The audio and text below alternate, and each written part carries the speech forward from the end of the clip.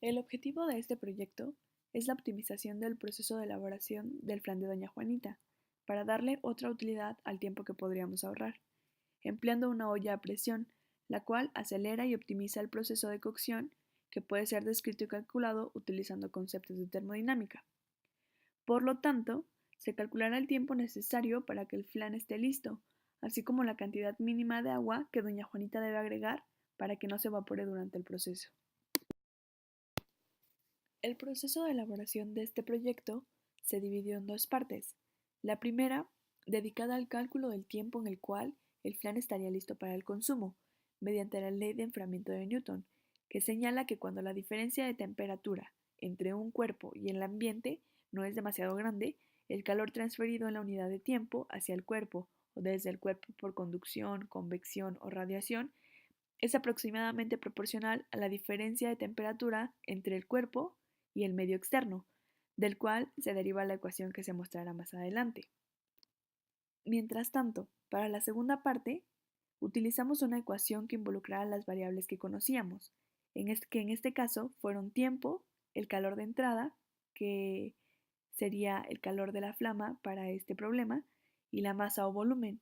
Así que nuestra mejor opción fue utilizar un balance de energía de flujo no estable, despreciando las variables que son inservibles para este escenario, y el resultado se muestra más adelante.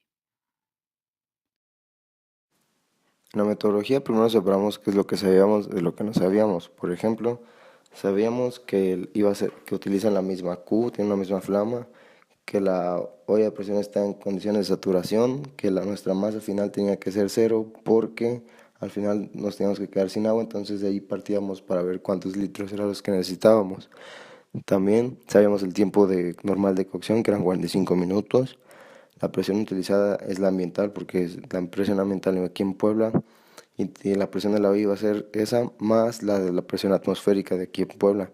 Lo que no sabíamos era la presión de la olla, la masa mínima para que no se evapore los litros de agua, el calor de la flama, la entalpía, por eso las podemos sacar con tablas, y las temperaturas a las que trabaja una olla express.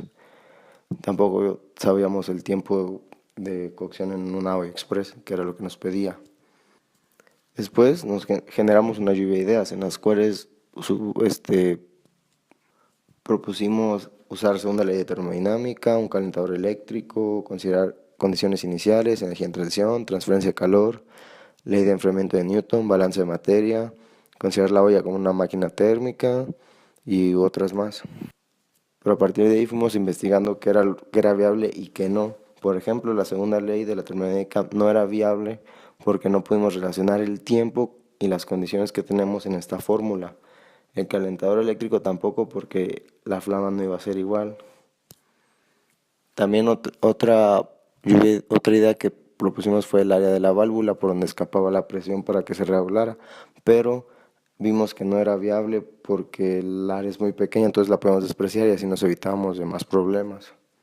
También consideramos encontrar alguna potencia para determinar nuestra Q y obtener así el tiempo, pero nos dimos cuenta de que no necesitábamos ningún trabajo y no teníamos ningún trabajo en la olla. Otra de las leyes que investigamos en internet fue la ley de enfriamiento de Newton, la cual vimos que sí se relacionaba con las condiciones que teníamos y así podríamos sacar nuestro tiempo, porque digamos que dentro de esa fórmula estaba implícito un tiempo, el cual pudimos relacionar nuestras Ks de la ley de enfriamiento para así poder obtener el tiempo necesario. También habíamos considerado la olla como una máquina térmica, pero vimos que no tenía un sumidero ni una masa de entrada, así que descartamos esa opción enseguida. También aquí en nuestra idea vimos qué era lo que teníamos que eliminar de nuestro balance de materia después de haber obtenido nuestro tiempo. Vimos que no había masa de entrada, ya que el sistema tiene una masa inicial, una masa final y una masa de salida. Sin embargo, en el proceso no se le añade más agua por lo que se elimina. Y también vimos que no había energía potencial ya que mantiene a la misma altura y la energía cinética, como era muy pequeña, la despreciamos. Y ya una vez que tuvimos después de nuestra lluvia de ideas y de ver qué es lo que teníamos, analizamos unos conceptos confusos que teníamos, como era la K en la ley de Newton, cómo calcular nuestra Q en el balance.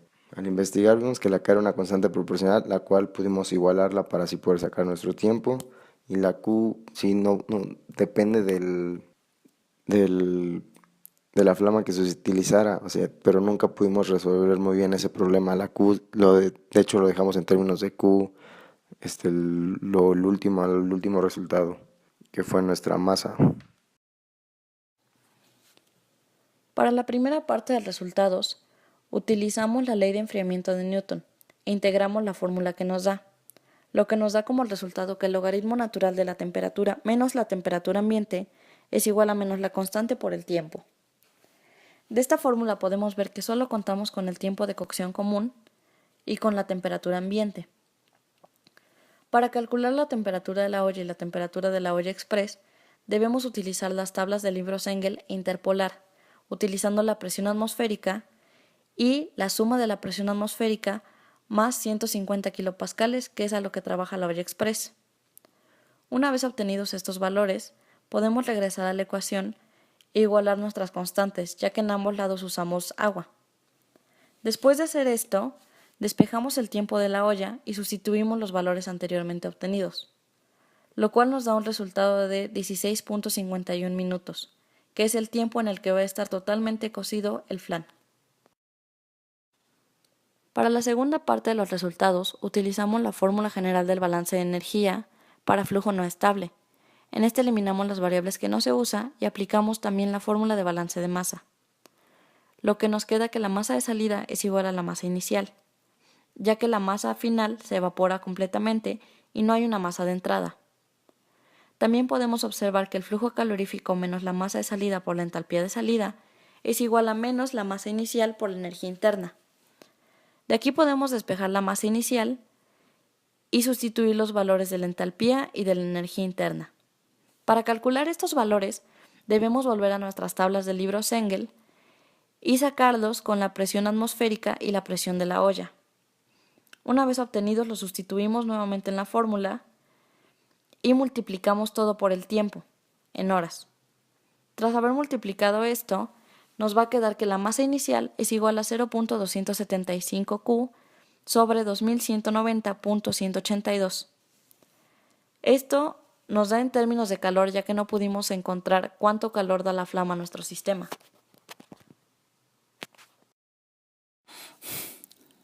Finalmente concluimos que habiendo realizado los cálculos y utilizando la información obtenida al inicio, comparándolos, nuestro tiempo calculado está acorde a nuestra investigación previa, donde se estima que en una olla a presión se puede reducir el tiempo de cocción hasta 1/3 del tiempo de cocción normal.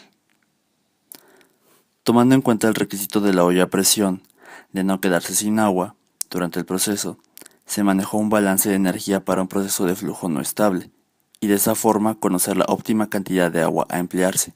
Sin embargo, debido a una falta de entendimiento del funcionamiento de la estufa, no nos fue posible calcular el calor que entra al sistema durante el proceso.